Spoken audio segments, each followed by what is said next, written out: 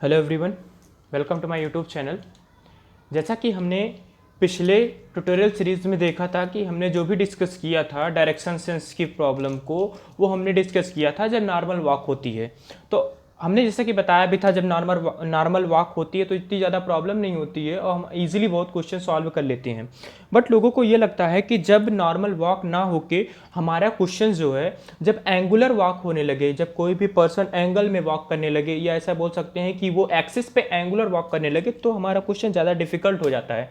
But literally एक बात बताऊं, जब नॉर्मल वॉकिंग होती है तो उसमें ज़्यादा ही ट्विस्ट होते हैं, बट जब एंगुलर वॉकिंग होती है तो उसमें ट्विस्ट नहीं होते, स्ट्रेट फॉरवर्ड क्वेश्चन होता है, बहुत ही ईजी वे में सॉल्व हो जाता है। एंगुलर वॉक में आपको 2-3 चीज़ें याद रखनी है।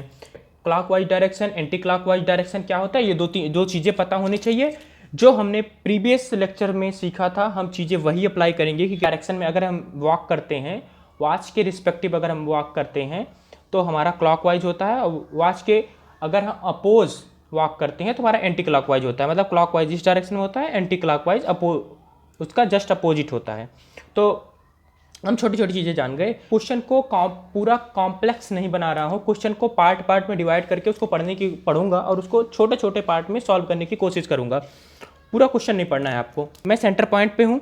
A boy is facing north east, मतलब कुछ इधर देख रहा है, आगे क्वेश्चन कर रहा है, ही turn 45 in the clockwise direction. अगर बॉय नॉर्थ ईस्ट देख रहा है तो नॉर्थ ईस्ट की डायरेक्शन जस्ट यही होती है, मतलब 45 का एंगल बनाते हुए। तो बॉय तो इधर है, ओ पॉइंट है हमारा, और बॉय इधर देख भी रहा है और टर्न कर रहा है, ही turn 45 degree in clockwise direction. Clockwise direction में बताया था यही होती है क्लॉकवाइज डायरेक्शन, मतलब इधर तो देख रहा था और उसने 45 एंगल का रोटेशन भी लिया, और 45 एंगल का रोटेशन भी लिया, और किस डायरेक्शन में, क्लॉकवाइज डायरेक्शन में। इसको मैंने एक मान लिया, फर्स्ट मान लिया।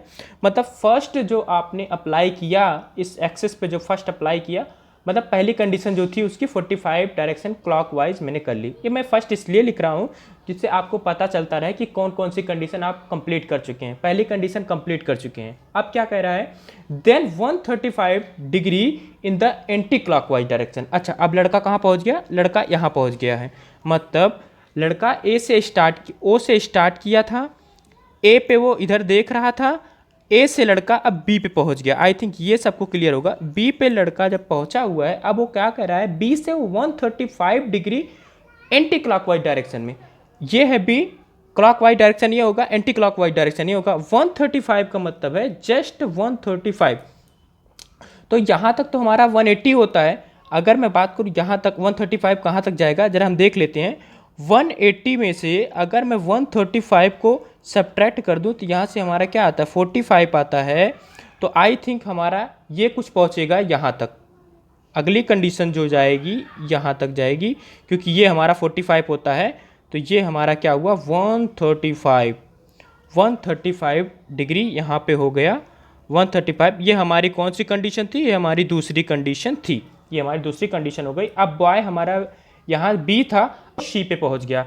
अब क्या कह रहा है, लास्ट कंडीशन कह रहा है, एंड अनदर 45 एंटी क्लॉकवाइज। यहाँ पे पहुँचने के बाद एंटी क्लॉकवाइज डायरेक्शन तो इसी के फॉरवर्ड होगी, मतलब इसी के आगे ऐसे एंटी क्लॉकवाइज। तो क्लॉकवाइज तो ये होती है, एंटी क्लॉकवाइज जस्ट अपोजिट। तो इसी डायरेक्शन में और मूव कर दिया, और कितना मूव किया उसने, 45 एंगल और मूव कर दिया। तो यहाँ से मैंने 45 लिख दिया और इसको थर्ड कंडीशन कर दिया, और वो बॉय अब पहुँच गया डी पॉइंट पे। तो कह रहा है डी पॉइंट पे बॉय किस तरफ फेस करके खड़ा है, मतलब किधर उसको जाना है। तो ज़रा बात ये, बॉय यहाँ है, ये कौन सी डायरेक्शन है, वेस्ट की डायरेक्शन है। तो मतलब हमारा यहाँ से जो आंसर हो गया वेस्ट।